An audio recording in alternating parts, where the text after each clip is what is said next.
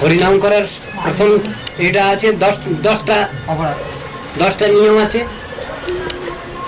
যে কোনো কাজ সংসারে করতে গেলে আমাদের বাধা বিপত্তি অনেক, বাধা বিঘ্ন অনেক। সেই বাধা বিঘ্ন গুলো হরিনাম করতে গেলে যে বাধা বিঘ্ন, তার নামই হলো নাম অপরাধ। তার 10 রকমের নাম অপরাধের কথা শাস্ত্রে বলা আছে পদ্মপুরাণে। আমরা সেটা মানি, আমাদের সেটা সেই ডিসিপ্লিন মেনে চলতে হয়। তো সেখানে 9টা অপরাধ হলো শিষ্যের পক্ষে, আর একটা অপরাধ গুরুর পক্ষে। কি? অশ্রদ্ধালু ব্যক্তিকে নাম প্রদান করা, ভয়ঙ্কর ব্যাপার। 10 অপরাধের মধ্যে 9টা হলো শীর্ষস্থানীয়ের পক্ষে, আর একটা হলো গুরুর পক্ষে, যিনি নাম উপদেশ করবেন। তাকেও সেটা বিবেচনা করে তবে নাম দিতে হবে। যাকে নাম দেওয়া হবে তিনি যেন অশ্রদ্ধালু ব্যক্তি না হন, তার হরিগুরু বৈষ্ণবের প্রীতি শ্রদ্ধা ইত্যাদি থাকা দরকার, বিশ্বাস থাকা দরকার, নির্ভরতা থাকা দরকার, তাহলে কিছু হবে।